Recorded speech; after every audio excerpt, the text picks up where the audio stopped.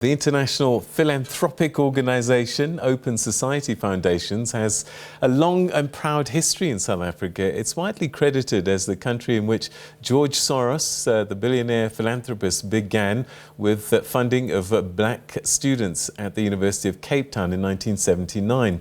Well, since then, the foundations have spent approximately 1.4 billion rand on a variety of projects and organisations working to advance democracy and human rights, rule of law and independent media in South Africa. I caught up with the Open Society Foundation's president, Lord Malloch-Brown, on a recent trip to South Africa. Lord Malloch-Brown, President of the Open Society Foundations, thank you very, very much indeed for joining us. Welcome to the program. Thank you.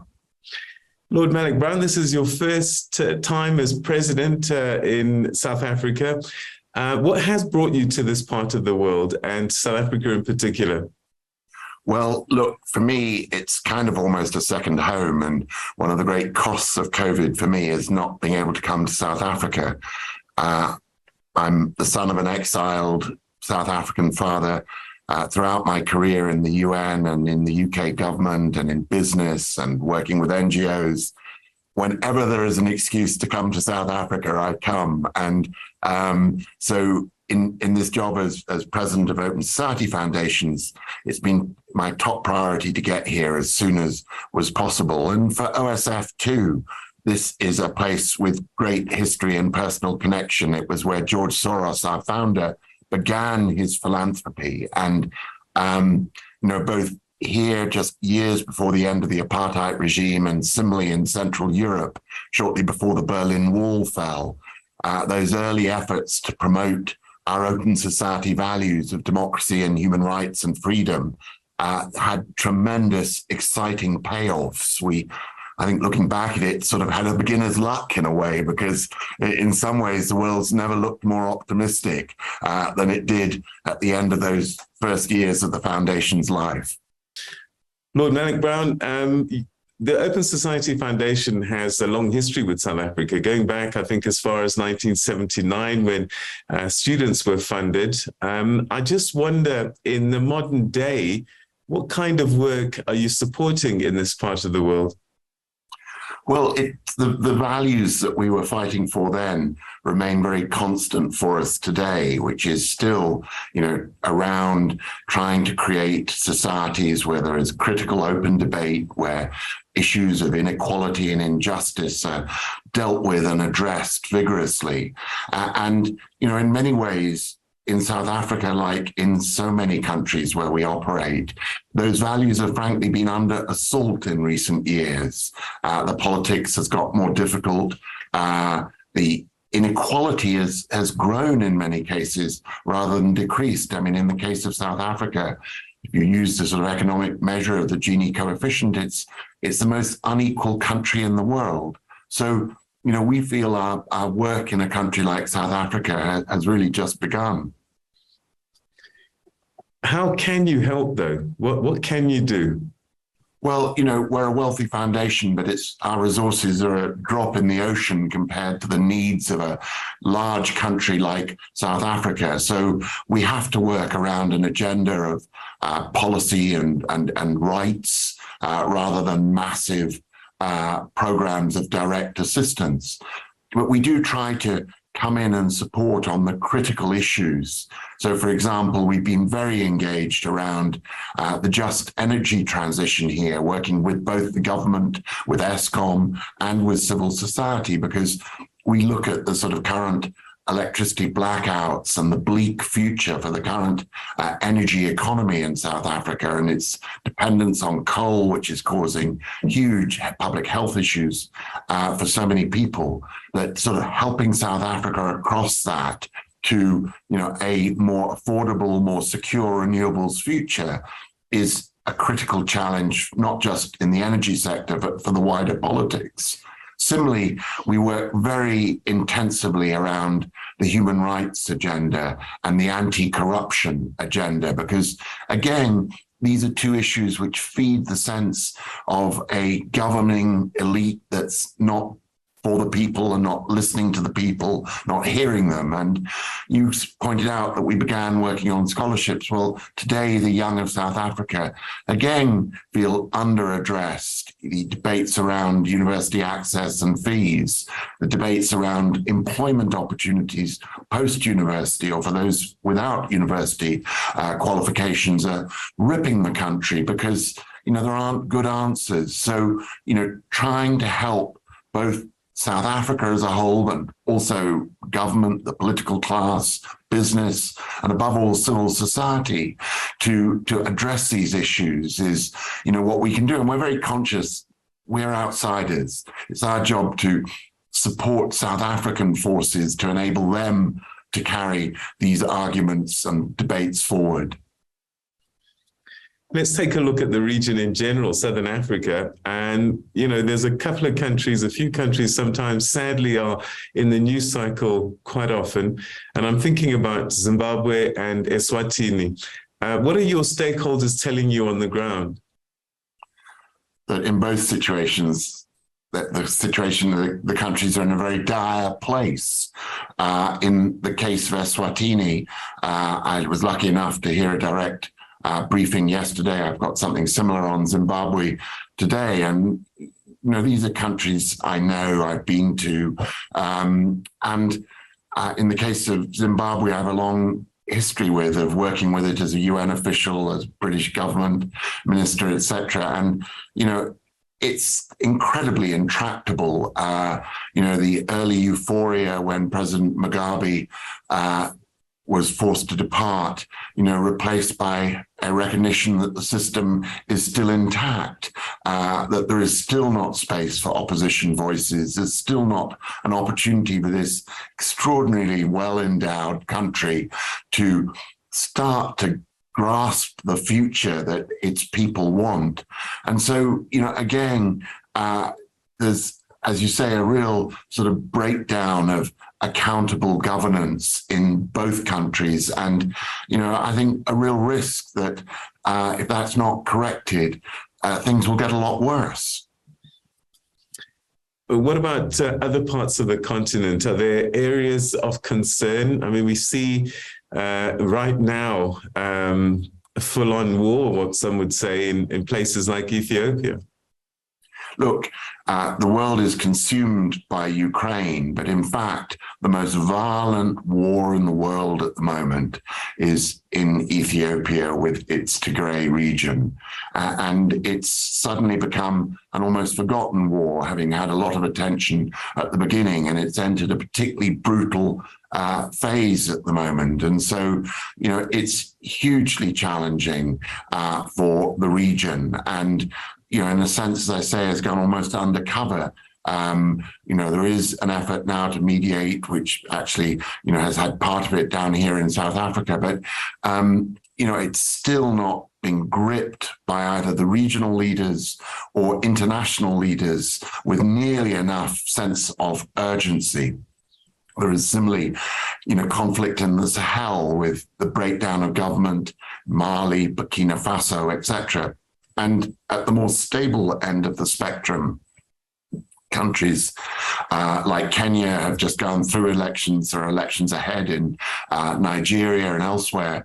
And, these elections, in many ways, the democracy seems to be being quite hollowed out. It's becoming more performative in nature to impress Western allies that the democratic election exercise is being carried through. But, issues around genuine free speech and debate, the genuine opportunity for oppositions to compete, is challenged. And there's, on top of, a problem of quite a few years in many countries around the integrity of the electoral process itself and how votes are counted, is added a massive new challenge in recent years of fake news that you'll be familiar with, Peter, where, it's very hard for citizens to know what the truth is because they're bombarded by these often sort of almost hate radio type content on now WhatsApp and other social media platforms,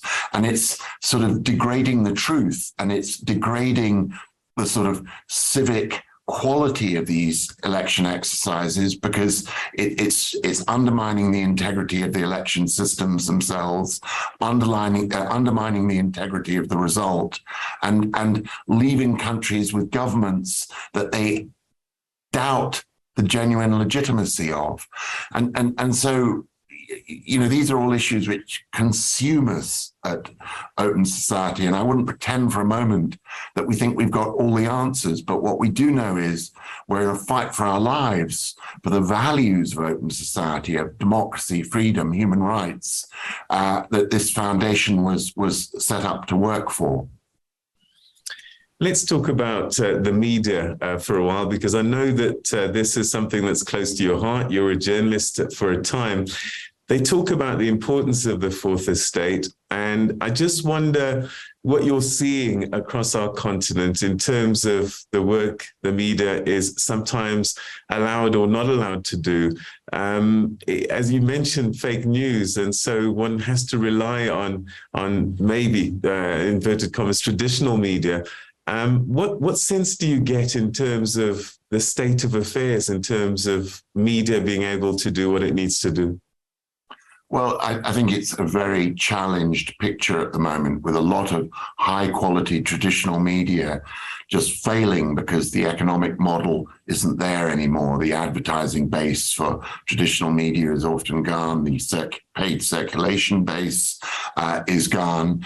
South Africa is unique really in the continent with, as SABC, as a sort of public broadcaster, that is not the normal model in most of the continent.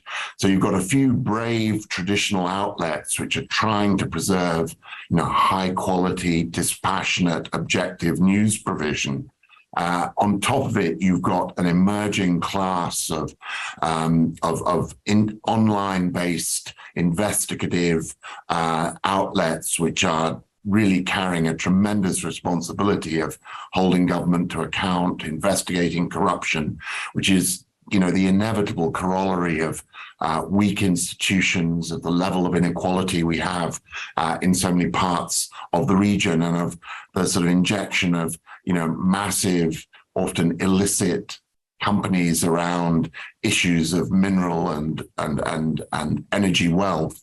So you've got all these factors which, encourage, unaccountable business elites, unaccountable government, and you need that fourth estate to hold them to account. And, other than those forces I've just described, on the other side of the aisle, you have what we all hoped at the beginning was going to be this kind of admirable citizen journalism where we'd all pick up our phones and capture whatever we saw and we'd all be wiser for it, having gotten sort of corrupted or thwarted or mischanneled by political and other operators into much more malign purposes of trying to undermine the truth and undermine institutions and undermine democracy. And so, I suppose my appeal to friends across the continent and anybody watching this channel is, be careful what you hear on social media. Try to check it against what SABC is saying, or or against investigative news websites, which pride themselves on telling the truth as best they know it, because there is a danger we sink into this sort of vortex of sort of the shadows and of rumors and myths, all exaggerated. And I'm very struck by those who argue now that there are massive forces outside the continent, in Russia and elsewhere, which are beginning everybody's day by injecting into the African social media environment fake news, which then is fed on throughout that day and the subsequent news cycles.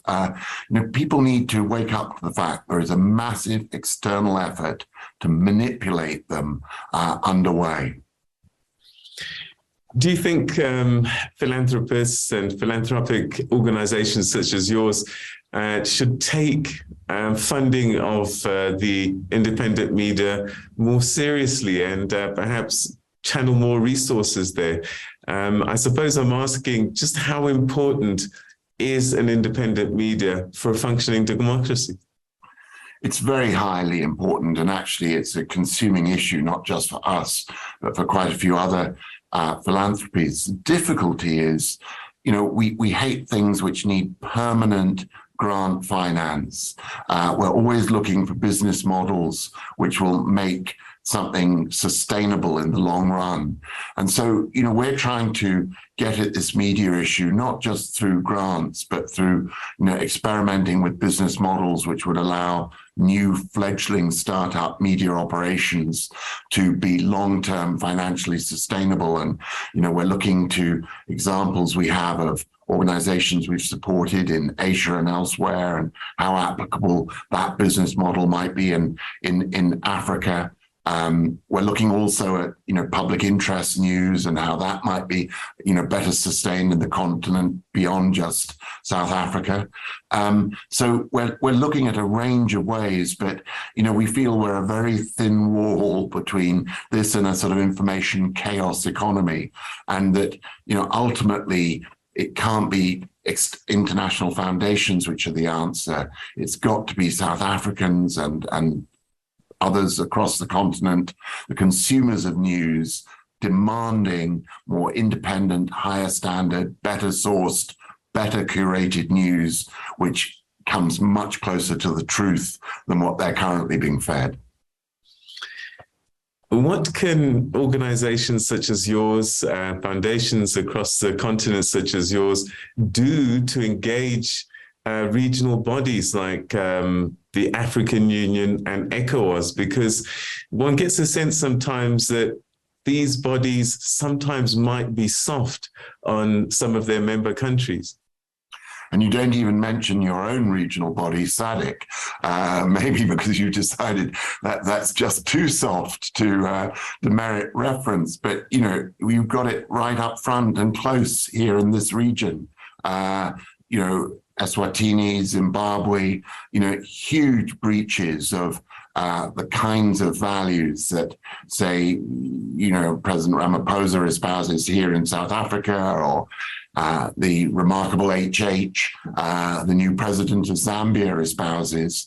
But they're not yet, reflected in the regional organization's engagement with its more recalcitrant neighbors. And in fact, SADC suffers from the chronic problems of the AU and ECOWAS, which is, a fake defense, if you like, of being able to take their country off the list of issues being considered by those organizations, and being able to, in that sense, keep nosy outsiders out, even though, in truth, when these regional neighbors are in trouble, in this case, South Africa pays the price in increased, immigration and other economic pressures on a hard-pressed economy of your own.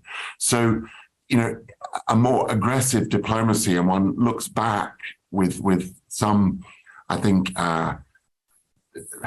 well, I'm not sure the word, but with some sentiment at least, and romantic fond memory of when President Mbeki in his early years, or President Mandela before that, were very active regional leaders. And, President Ramaphosa seeks to emulate that, but he's so consumed by internal issues that we're not seeing that regional leadership which can, in a sense, shape a SADC and make it more responsive and more on its front foot.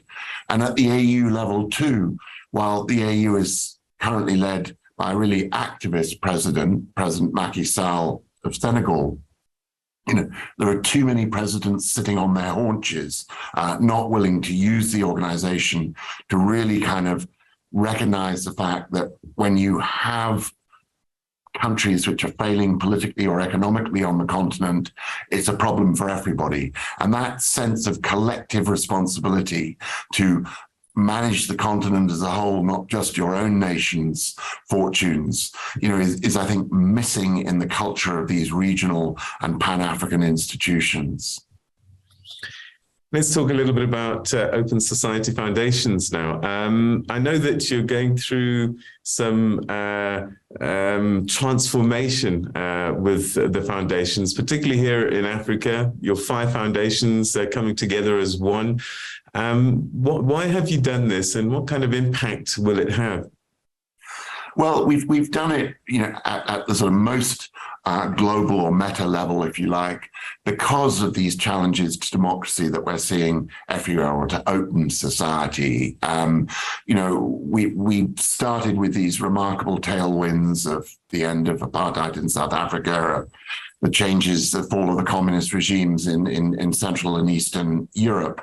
But subsequently, we're running against heavy headwinds where for 15, 16 years now, we've seen every year less democracy in the world than the year before, to use the measurement of Freedom House. And that's reflected also here in Africa. And, we really wanted to address 2 things. One, by having this multi-foundation structure, we were spending too much on administration and not enough on our grantees and our advocacy. And we felt the crisis merited trying to put every dollar or rand we could into, impact, into trying to resist these forces of reaction in the continent. So that drove the change in part. But the second was, as we've been discussing, an awful lot of these enemies of open society, if I can call it that, from disinformation to even natural factors like climate change, are all, if you like, transnational. They're not even Pan-African, they're often global in character. Just trying to address them through the narrow tunnels of a country-by-country approach only, missed the interconnection that enable and empower the critics and enemies of open society. And we felt we needed to be similarly organized to take on those forces. But there's a big but to it, which is what's made open society different to other international foundations is our country presence. There are quite a few foundations which are present in South Africa or Kenya. What's unique about us is we're present also in a lot of other countries in the continent, and it's the same in Asia, in Latin America, in the Middle East, Europe, etc. We pride ourselves on that country level engagement, having staff from the country who really know what's going on, and that informs our grant making and programming. And we're not going to lose that. That is a critical differentiating part of our DNA. We're not going to become some sort of abstract global force, talking from a squawk box in New York or London. We're going to remain close to the people we work with across this continent. One of the things I'm sure that you hear all the time is that foreign entities are interfering in local politics and society, and that you are sometimes funding regime changes. What's your take on the role that you play in supporting local societies and trying to overcome that image that perhaps your enemies might be trying to put out there? Yeah, no, look, the short answer is we're not trying to fund regime change, but the slightly longer answer is the whole value that led to George Soros creating the Open Society Foundations was one of critical debate of in his view, his whole study as a young man of philosophy convinced him that nobody has a monopoly of the truth, that the closest approximation to the truth, and still a very imperfect one, comes from debate between people who have different views, and everybody listening to each other and respecting each other's point of view, and that it's out of that clash of ideas that the best policies and the best way of government and society emerges. And what we're fighting today is situations where, half of society or 3/4 of society or 90% of society doesn't have that right to free speech and free debate and does not feel that its voice is being heard in government. I think we're suffering from a major phenomenon of state capture that goes much wider than just the most famous case here in South Africa, where in too many countries across Africa, but also in other parts of the world, have been captured by ruling elites that sort of go through a performative democratic exercise, elections, but in truth have no intention of taking their hands off power and the economic patronage and revenue it brings them and their families. And so we're against that kind of system, because we're fighting for open systems, but we're not fighting directly for them. We're fighting through providing the economic means to grantees to take on that fight. We kind of hold their coats, if you like, as they go into the ring and, sort of mop their brow in at the end of each round. But, they are the ones carrying this fight. And that's critical to the legitimacy of the fight and the role we play. We're providing funding to people who are starved of the funding they should be able to secure in their own countries because of the oppressive nature of the political systems within which they are operating. Lord Malloch-Brown, it's been a pleasure talking to you. Thank you so, so much indeed for joining us. And thank you for the work that your organizations and foundations continues to do. Thank you, Peter.